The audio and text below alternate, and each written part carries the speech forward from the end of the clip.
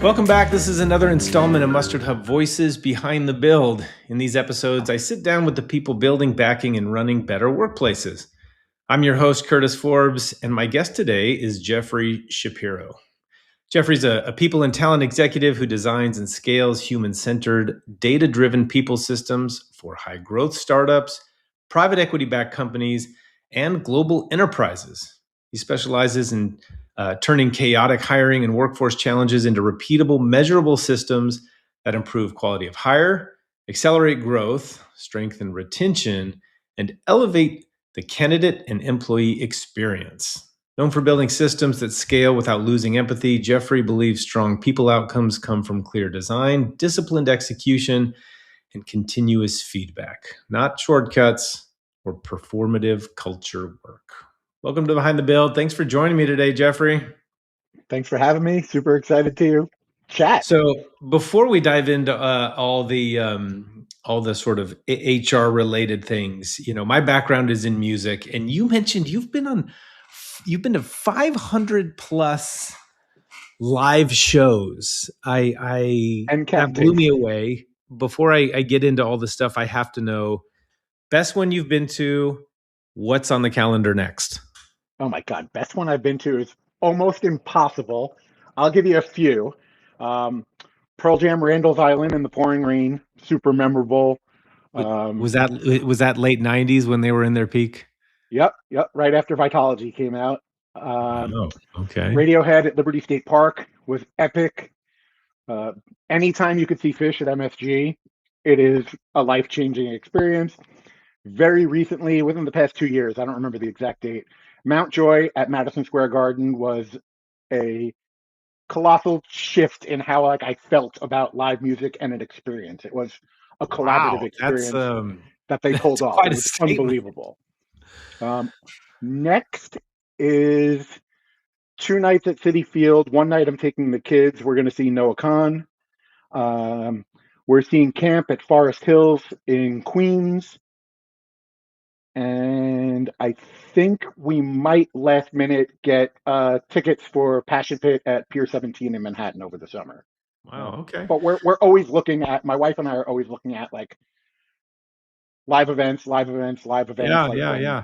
COVID hit and sports and live event gathering, like that changed our perspective. Our motto is buy the tickets. I think I'm here in Austin. Actually, Noah Khan grew up a couple of neighborhoods over from here, so that's kind of a neat thing. All right, let's start at the beginning. You've built this career around designing people systems for companies going through growth, change. Folks don't, when you're 13 and 14 years old, you're not fantasizing about the world of HR. So how did you end up doing this kind of work? Like, what was the moment that you're like, this is me, this is where I live? That's like a fun question that my community always talks about. It's never by design. It happened by accident. So way back when, I come out of healthcare operations. I come out of a healthcare family. My father was in pharmaceutical sales. My mother ran a billing department for a large dermatology practice with 16 doctors. I've always been in healthcare. I was in healthcare ops. I was a victim of corporate layoffs. And then as I was going and looking for a new position, my own, I met with a recruiter who luckily was super transparent with me and said, hey, I could send you to my client. You could probably get this job. Have you ever thought about recruiting? And I said, tell me more. What is that? It turned into, I like what you're saying. Do you mind if I come into the office for a day, just be a fly on the wall and listen to like what you and your team do? That's smart. From there, I'm like, I'm in, I'm ready to join. Let's go. So I started in agency recruiting. Then I went to, I always call like the lucky stick. I turned a client into my employer, where I was the foundational HR hire of an organization, employee number 70. From 70, I took them to 3,500. When I left there, it was for my own career growth. I wanted global. I wanted more leadership. So I went from a senior manager to a global director.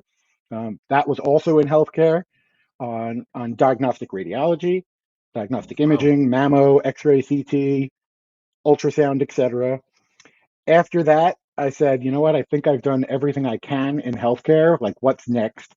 So I looked for PE-backed fintech organizations, joined a fintech, which was a two-sided market, and again went through another round of layoffs. At that point, I said I put my blood, sweat, and tears into every organization I've been into. I'm super mission driven. I drink the Kool-Aid. I like love building the culture, but it's time to bet on me because everybody likes to say you're a family here, but you're not a family. Startups lay off, large global companies go through layoffs. So I decided to bet on myself and move into the consulting side. And from there, I've been really working with SMBs, other startups, some other global organizations, figuring out like what are they doing? How can we get it better at the end of it, keeping in mind your employees, your candidates, your hiring managers, everybody involved. They're all human beings. So how do we make it more people centric? How do we make things easier for people and less of the antiquated HR, the ones who always say no, did you dot your I, did you cross your T? HR is going to be now, how do we Right. empower you to get done what you're trying to do properly, safely, legally? You know, you used a really interesting word.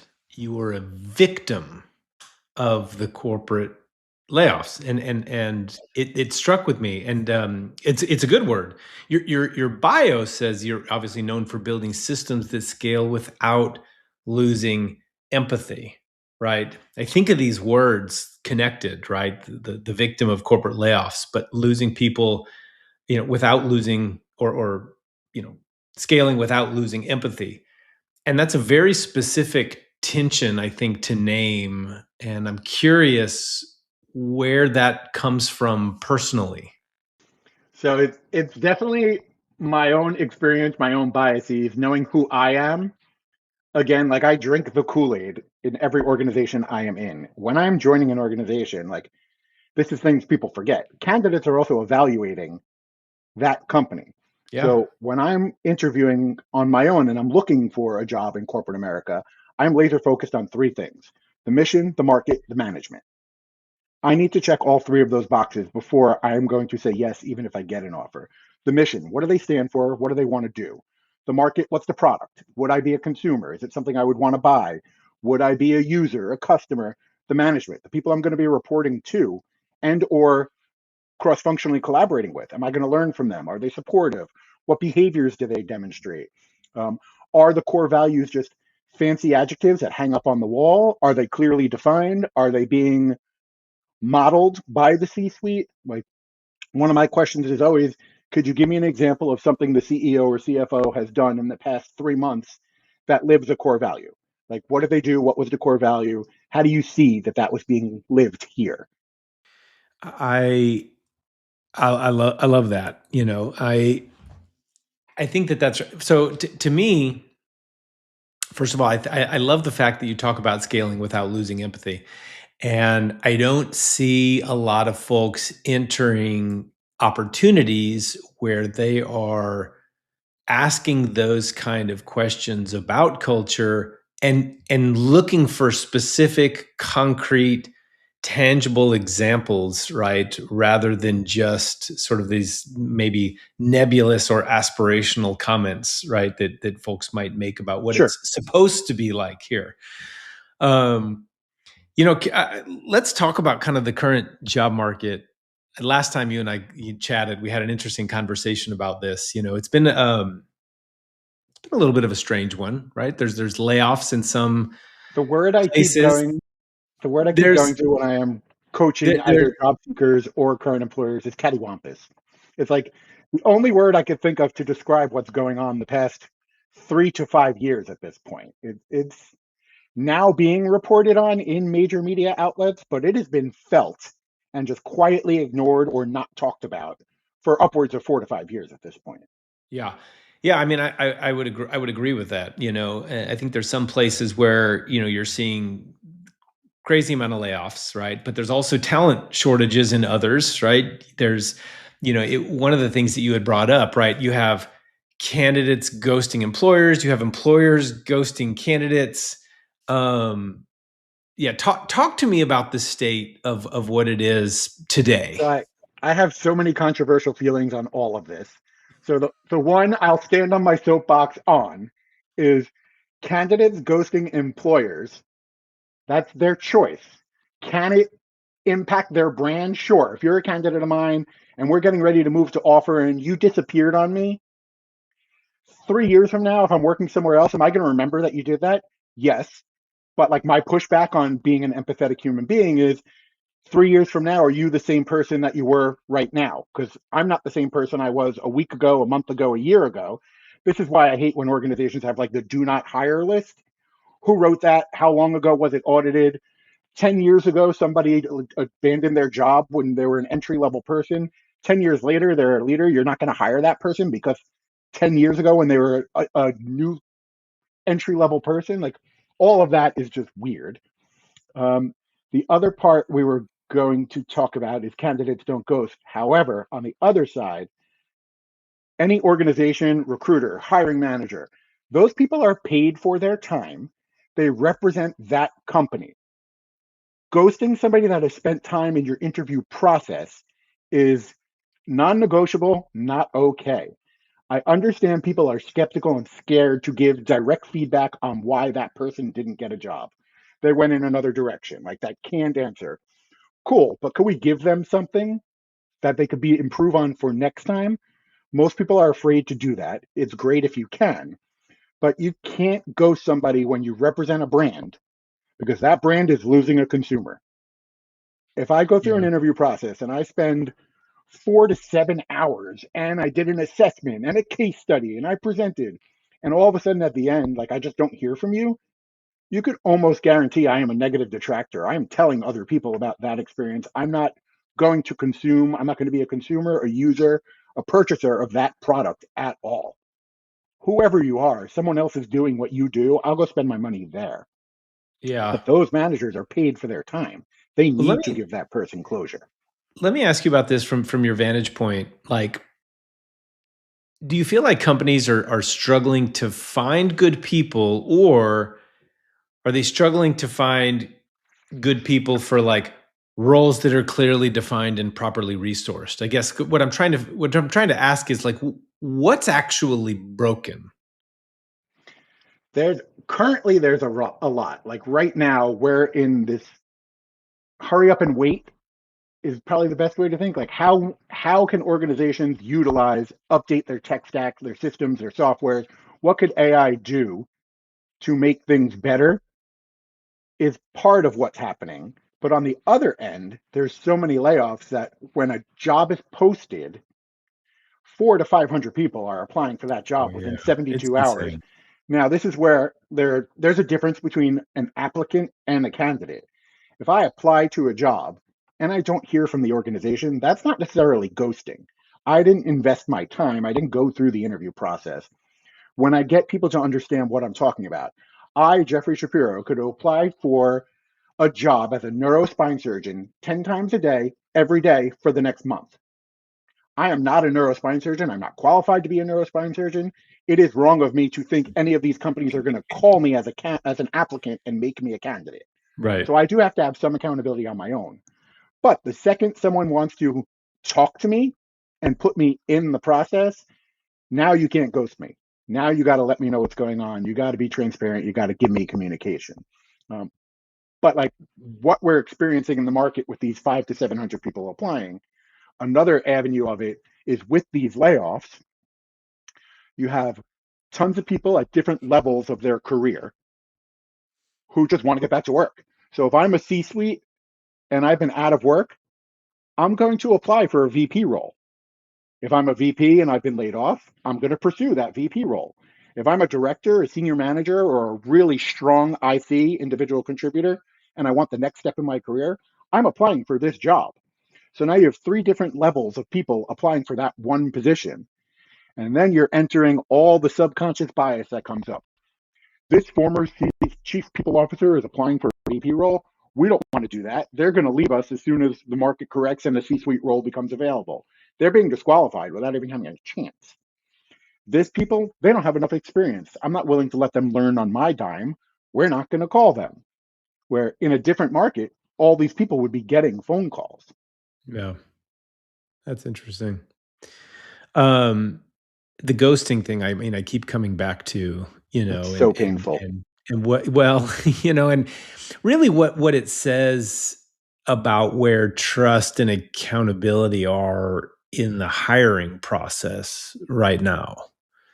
Um, and it's you paint this picture and frankly have a very good argument, about both of those sides. And I think that that trust and that accountability, you talked a little bit about the accountability on the applicants side, right? And really trust on the employer's side. Um, Talk to me about the reverse, the accountability on the employer's Yeah. side So now we're talking and the about building a trust on the process. Yes. on the applicant side. Yeah. So if I am an employer and I am hiring, I need to set up certain standard operating procedures that must happen. The leader of that department needs to hold that team accountable. Great way to start. If somebody applies to a job, that application needs to be reviewed within 72 hours. Like, so great, you automated your email that we've received your application. Inside of that email, lay out what the process is going to be like. Some people are doing it really well. Hey, the application cutoff date is going to be blank. We're going to start reviewing applications by then. You'll hear from us if there's alignment. If not, we understand, we appreciate your time. But it starts right there. So someone applies. What is the expectation of that hiring organization? How long is it going to be before they review that application? I typically say 72 hours. If someone applies, 3 business days. You apply on a Saturday night, corporate America is not working. By close of business Wednesday, Thursday morning, you should know if you're not a fit or if they want to put you into process, set up a phone screen. Let's talk. Next is the interview team holding each other accountable. So I know this firsthand. Recruiters are never the delay. This is something we call recruitment velocity. If you measure what everybody talks about, time to fill, time to hire, inside of that is all the activities that no one is measuring that gets to that 45 days. And the reason it's getting to 45 days is the recruiter is always waiting. They're waiting for submitted the candidate to the manager, need to hear back. Finally heard back from the manager, they can't interview this person until 4 days from now. So it took them 2 days to get back to the recruiter and they can't meet for 4 days. 6 days are lost. The recruiter was ready to go. The candidate's ready to Mhm. go. 6 days in that time to fill are dead, but it's not recruiting's fault. Now they interview 6 days from now. The expectation is whoever's on the hiring team provides firm feedback, scorecard against a rubrics on grading this person against the job, knowledge, skills, ability, deliverables, core values within 24 hours of that interview. And they're not doing that. There again, I get it. Hiring managers, they all have jobs to do. Hiring is 10% of what they care about. But by not keeping this process moving, they're also negatively impacting that brand as each day goes Yeah. on. That candidate who's a human being is feeling anxiety. They think the interview went well. They're not hearing anything. Do I email them again? Do I not email them again? If I email them, am I being desperate? If I don't email them, does it show I'm not interested? It's a no-win game. So when you interview for You me, I need feedback within 24 hours so I can go tell this candidate what's happening. you've described your work as turning chaotic hiring into like repeatable and measurable systems. Yeah. And when you walk into a company that's struggling with hiring, what are like the first signs you see that tell you like exactly what's wrong? Number one, show me how you are assessing candidates in an interview.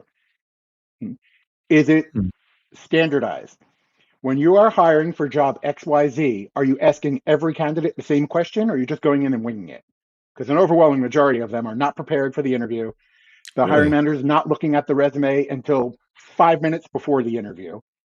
They're most likely in a situation where they're virtual, they're distracted, they're multitasking, they're not showing respect to that candidate's time because they're still writing their emails while they're interviewing, or they're bringing somebody in and they're looking down at their phone, answering a work email while talking to the candidate. All this stuff still happens. But if you know what the job is Mm. and you build a process on the front end, here are 3 questions we know we're going to ask about the tech stack. Here's Yeah. 3 things we're going to ask about the metrics, the KPIs that this person was tracking in the past or measuring. And every job has metrics. People say that every job has metrics. Right. Um, and hey, here's what our core values are. Here's 2 or 3 different behavioral questions we're going to ask specific situations about our core values. And now we have a scorecard. What's the scorecard? How are we going to grade this person? Are you using a 3-point scale, a 5-point scale, whatever it is? As long as it's consistent each time and the interview team is not talking to each other, because what happens all the time is somebody meets the person first and then they go to everybody else. I really like this person. You're setting a biases. You're Yeah. already designed to, ooh, the manager likes them. I should like them. Instead Right. of really digging in on, I'm the cross functional collaborator. I really am focused on this interview on how this person works with others. How do they resolve conflict? I'm blinded by the fact that the manager wants this. I can't focus on my thing. No one should talk to anybody until the person went through the process. You Yeah. all get together, you all come with your scorecard. Now we can make an informed decision without any biases of people talking before anybody meets anybody. Jeffrey, a lot of small and mid-sized businesses, for example, don't have a dedicated like recruiting function. Okay, so it's either the founder, it's an office manager, somebody is handling it, between 10 other things that they're doing. So, what do leaders like without the dedicated HR bench, what is it that they estimate most about what it takes to hire well? Um, so I think when we're talking like small, mid-size, you know, early or established, but just owning who they are, typically I feel like they're hiring off of vibes. The can I picture myself getting a beer with this person for a happy hour? Are they going to be a quote culture fit? Like the Yeah. term culture fit makes people like me and my community cringe. If somebody is a culture fit, your company becomes a mirror of a mirror of a mirror of a mirror. If somebody is a culture add, your culture is a living, breathing thing. It is constantly evolving. If someone going to add to the culture, is very different than if someone going to fit the culture. Those are I two really very like different that. things. Very good takeaway here. Um, when a hire goes wrong, though, like if somebody leaves at 3 months or 6 months, or underperforms or never quite fits in, I'm going to use that word here, Mhm. or doesn't add. Um, how often is it traceable back to a broken process versus just a bad decision versus bad luck? So when someone leaves, and we're going to call it early attrition, like each organization defines early attrition differently. Sometimes it's in the first 90, first 6 months. Sometimes it's within a year. So whatever your level is to define early attrition. Next Mhm. phase, there's regrettable and non-regrettable attrition.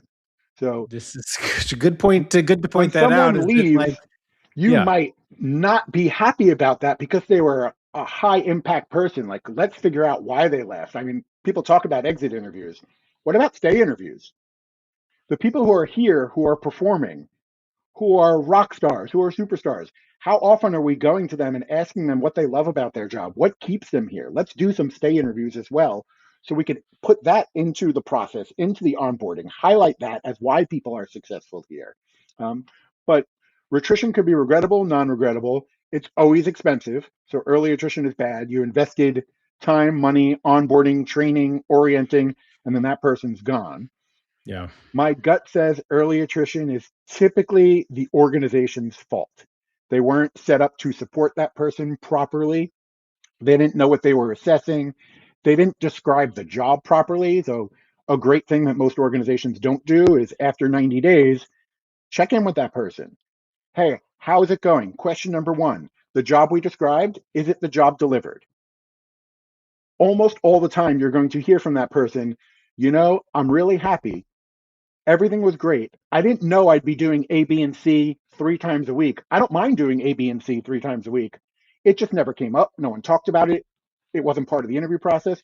You're right. You do A, B, and C 3 times a week. We better go and update our job description for the next time we need to add to this team and add that to the interview process to talk about as well. You could always I like find out that. information if Add, you just talk to people. yeah, yeah.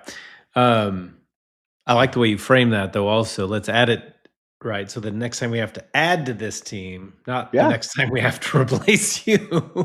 No, um, hopefully your organization is gaining consumers, Yeah, growing in revenue, and you need exactly. to scale, you need to add headcount, you're growing, great. Let's just make sure we do it better next time. So let's talk about this owner operator, right? If you obviously have there's a checklist of things, right, that people need to do better. If there's one thing that they can fix in their hiring approach right now, where do you tell them to focus? What's that one thing? The one thing is stop thinking about your company and start thinking about that person. They need to be able to see themselves there. They need to be able to know what they're doing there, what success will look like. So hiring has completely flipped. It is no longer come work here. We're the greatest. We've been around for 50 plus years. Typically, most human beings are selfish. They want to know what's in it for them. Yeah. What am I going to be doing in this job? Who am I going to be reporting to? What type of tools am I going to have? What is my expectation? That's far more important to me than I'm joining this company that's been around for 55 years. Because let's go back to where we started maybe 10 minutes ago. Yeah. Layoffs are everywhere. Like Oh people man. used to say that the stigmatism was don't join a startup. It's so volatile. That's where the layoffs are. Go look at the headlines. The layoffs are at the large global powerhouses as well. So I don't Right. want to throw any of them under the bus, but there are a lot of them, even this week, that laid Yep. off as much as 11,000 people 2 days ago. So there Yeah. is no stability. Yeah. This is why people are getting smarter on what's my impact? What am I going to be doing? What tools am I going to have that are going to set me up for success? And if they're really smart, what's my internal mobility look like there? I'm taking this job, but again, I'm selfish. I want to know what's in it for me. What does my career look like here? What could I do? I'm going to join you here, but what am I going to be doing a year from now, 3 years from now, 5 years from now? Yeah.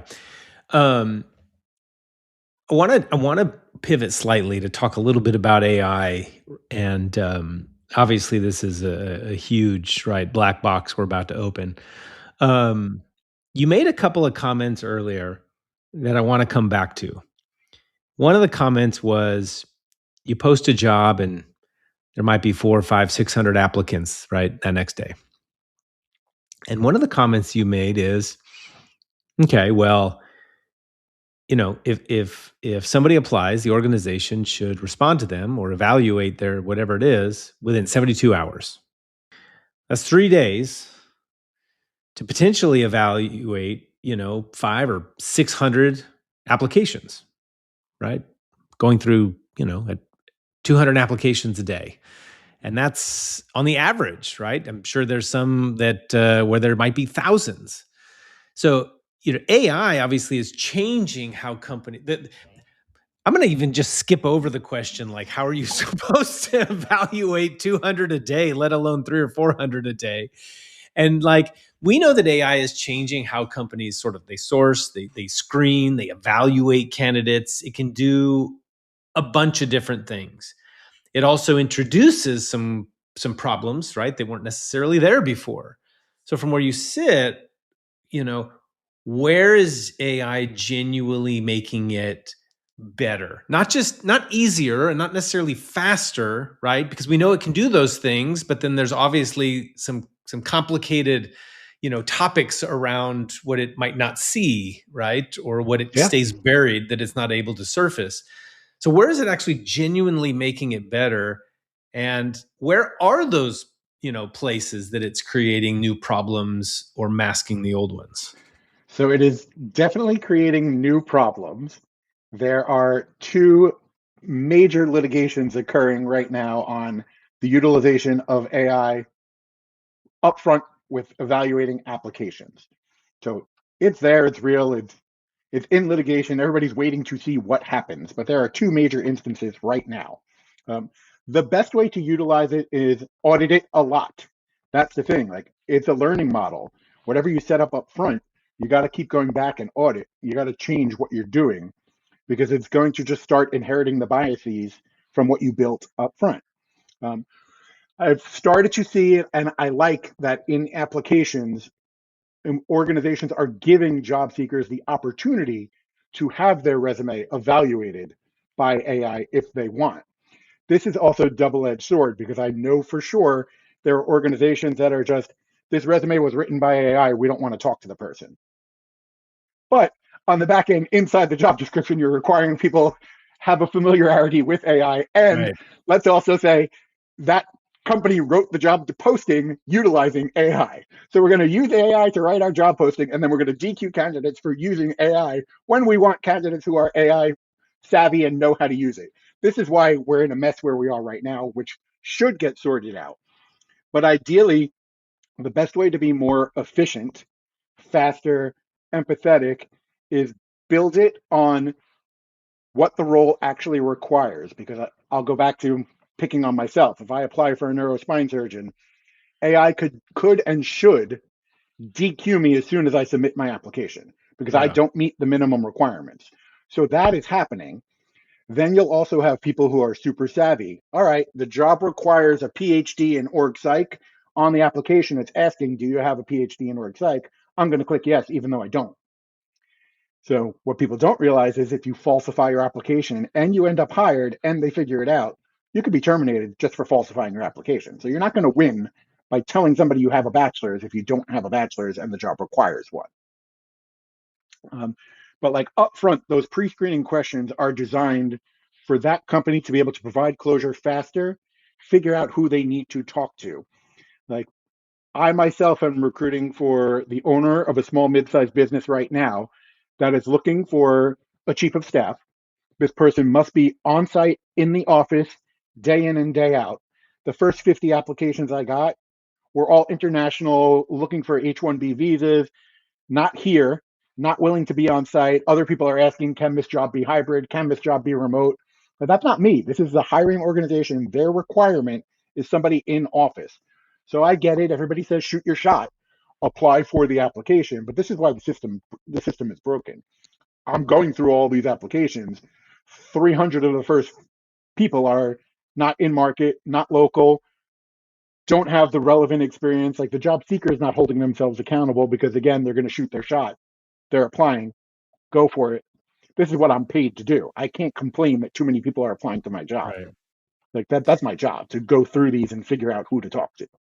For some of these smaller companies that, for example, can't necessarily afford enterprise tools, how should how should they be thinking about AI right now in terms of modifying or improving their own process? Like, what is worth their time, and what's just noise for them? I mean, I don't want to pretend I am their top priority. When they're running their business, they need to triage what they actually want to accomplish as a business, what AI, where they want to spend on that. And the overwhelming odds are is the budget is not calling for AI and recruiting and hiring when you're that size. It's Yeah. more, you know, automating the warehouse, like pickers and packers. Let's automate that, or Yeah. automating the reports and giving me my data visualization that I need to look at every day. Like that's where they really care about the AI. Not I'm an organization of 20 to 25. I don't want to pay for any sort of technology. I'm just going to do this the old school way. Like yes, they should still do that. But there's no one solution that I would say, like, here's where I recommend you spend your money Okay. universally across the board on AI in recruiting, talent selection, talent evaluation, because that's going to be the different level of a totem pole for every company. Yeah. Um, so from where I sit, I see getting people in the door is really only half the problem. You've worked on retention as part of your people systems work. Yeah. And so, from your experience, where does the engagement start to erode? Right? How early does it happen? Do you often see? So it's funny. We're going to go backwards. It starts as soon as they hit that application. Ah, There's a very good saying that is empowering when I am working with small, mid-sized businesses on this and engagement and retention. And I just worked on a project down in Florida where somebody hired 18 people, and at the end of a year, only 3 of them were there. And what I tell them all the time is if it starts messy, it stays messy. And job seekers know that. So if I apply on March 20th and you don't acknowledge my application until March 27th, And then you don't bring me in until April 20th for the interview. Then you don't extend me an offer till April 10th. Then I can't start till April 30th. And now I show up on day one and no one knows or is expecting me. There's no onboarding plan. There's nothing on my calendar. I don't know what I'm doing. Like, these are all red flags. They're all there. I'm going to take this job. But while I'm onboarding and orienting and training, I'm already looking for another job. Started messy, stays messy. That's most of what early attrition is like. Interesting. And that's a really interesting angle that does not get talked about very often. No, most people think like engagement and retention starts at onboarding. Let's really nail what their first 2 weeks are going to look like. When they show up, we're going to give them their 90-day plan. Their calendar is going to have meetings on it for them already. All of that is great. And some people do that really well. That's one part of engagement and retention. Let's move on to like how how frequently are they meeting with their manager and getting live feedback? Are they being coached? Are they being told if they're doing a good job? Are they being brought in on meetings and projects so they could transfer knowledge and learn things? Are they working with other departments so they could learn more about the company? Or are they just wash, rinse, repeat every day doing the same thing day in and day out? Because I'll do that. I need a paycheck. But I'm a human. I crave more. I want to learn. I want to do more. So while I'm doing wash, rinse, repeat, because you're not involving me in other projects, you're not having me be a fly on the wall to these meetings, you're not asking me to participate in a project, I'm going to start looking. I don't know what my career looks like here. No one's talking to me. No one's checking in with me outside of the annual feedback. Once a year, we're going to talk about what your performance was like. Let's meet weekly. Let's measure my metrics quarterly. Like, I should know if I'm doing a good job or not. When we get to that annual review, there should not be misalignment between that person and the manager. They should both know what is going to come out of that review because they're meeting all the time. They're talking all the time. You know, there's a lot of talk about engagement data and employee surveys. And one of the most common things that I hear, right, is, and I hear it from both sides. I hear it from both employees. I hear it from leaders, right? That this fact that leaders either struggle to or don't turn that data into action. They don't do something about the information that 100% they correct. get. And so I guess the question is where's the breakdown, right? Is it in the data? Is it in who's supposed to do it? The ownership over, the willingness to act? Is it something else? So there's a lot. One, like a huge words matter. So when we're doing pulse surveys, engagement surveys, some people are throwing out there, this is anonymous. This is confidential. Those are two very different things. Confidential does not mean anonymous. So it might be confidential, but you're going to be able to trace back what I said to me. So how transparent am I really going to be? I'm going to fear repercussions if I'm pointing things out. Like, that's going to come back to what is the culture? Is there really open feedback culture? That's probably happening if I'm talking with my manager day in and day out and I could share what my troubles are. But if you're just going to pulse survey me and ask me and it's confidential and all you're looking for is to have a great company NPS to say people are happy here, but no one's really doing anything about it, that's a very different situation. The other part is when you ask people to do things and they do it and you do nothing with it, that really burns them out. So what you were just talking about, we're an organization of 150. We're going to send out an engagement survey. We're going to hope for 80% completion, and we're going to get back all this information. Great, you got back all this information. Step one, are you reporting back to everybody on what you found out? Step two, here's what you're telling us. Here's what we're going to do about it. Almost all the time, step one's not even happening. They're not even reporting back. Thank you, everybody. Here's what we found through this survey. If you're doing step one, great. You got to do step two. We hear you. Here's what the leadership team is going to do about it. And next quarter, we're going to report back on how we went or what we've done, what system, software, process we put in place.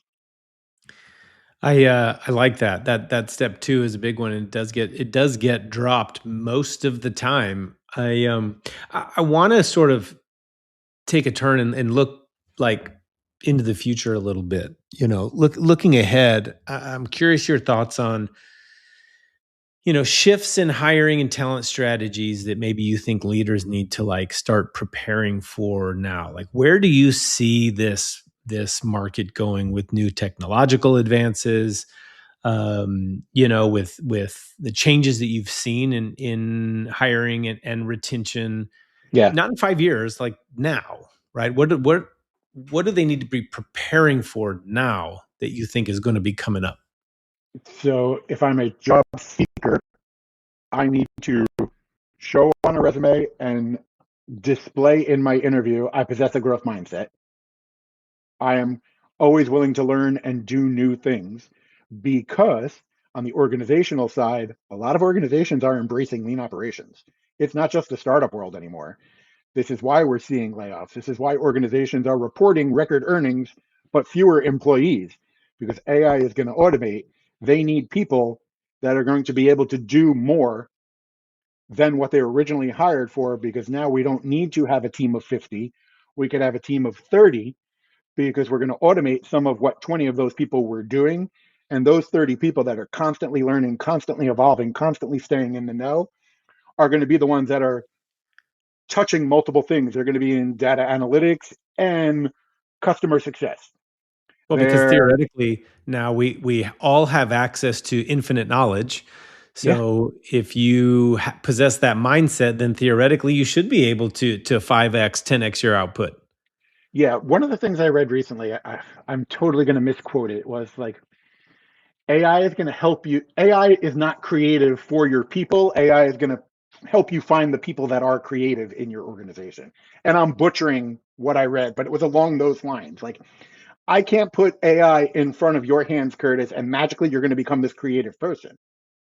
But if I put AI in front of you and you start to show you have creativity, your output is going to 2x, 3x, 4x because you're a creative person. It's not going to sit there and tell you how to do your job better, but you're going to figure out how to be better at your job with it. It's two different mindsets. So if AI continues to evolve the way it seems to be, what parts of the talent and HR function do you think become more human and not Recruitment, less? recruitment. I mean, almost no job seeker is willing to take a job without interacting with human beings. So large Despite how large much we wake up organizations that have sometimes. 20 recruiters, they won't need 20 recruiters, but they're still Yeah. going to need recruiters to do the human interaction Yeah. outside of everything AI could figure out. AI could source, AI could tell me who to talk to. But right now, job seekers don't want to talk to bots. They want to talk to humans. So you still need humans to be the brand ambassador, to be the face of the organization. Um, Sure. my ultimate fear is like going down that dark hole. Is like the singularity is not that far away, where we're all doomed not to Yeah. have doom Yeah. and gloom. But And there's plenty of us, right, who once in a while wake up and feel like, today I don't feel like talking to humans. I get that. Believe it or um, not, I am a massive introvert. Believe it or not, so I get the I don't feel like talking to humans today. so I want to wrap up with this question. I'm always curious, and this is kind of a great note I like to land on. If you have a founder, if you have a business leader that comes to you, right, you only have a minute, you're on an elevator up to the top floor, and before they walk right out, when the doors open, they come to you and ask you, they want to build a team that lasts, right? People who stay, people who grow, people who perform. Where do they start? So what's the single most important piece of advice that you give them? I'll go back to what we circled on a lot: the core values. What are the behaviors that are going to lead to success here? Let's make sure you're evaluating that, because typically, whatever that hard skill is, if that person has the behavior, you could teach them that skill. You can't teach the behavior, you could teach the skill. I think all of the great entrepreneurs out there always say they hire the person versus whatever was on the resume or the skill, because you can mold and teach somebody what to do. Yeah, yeah. You can't teach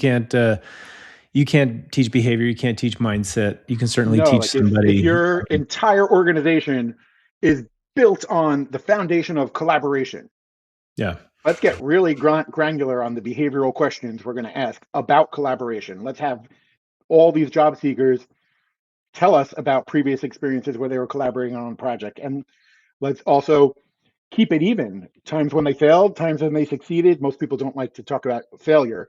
An area of opportunity, a challenge. Like you could always rephrase what you're trying to ask, but you've got to get real granular on behaviors and competencies versus this person has done this before. And a great way to give an example of what I mean is, so Curtis, you need to have a surgery, whatever it is. Do you want the surgeon that's been doing this 5 times a month for 35 years or 5 times a day for 5 years? Because if you do the math, the person doing it 5 times a day for 5 years has performed that surgery significantly more than the person who's been doing it for 25 years. So this is why we always coach people on years of experience is not experience level. So again, people could learn things, but we got to go back to those behaviors. You I can't really learn the like that. behavior. That's a very important takeaway from today. Thank you, Jeffrey. I appreciate you joining me today. This was fun. I love this stuff. Thank you for having me so much.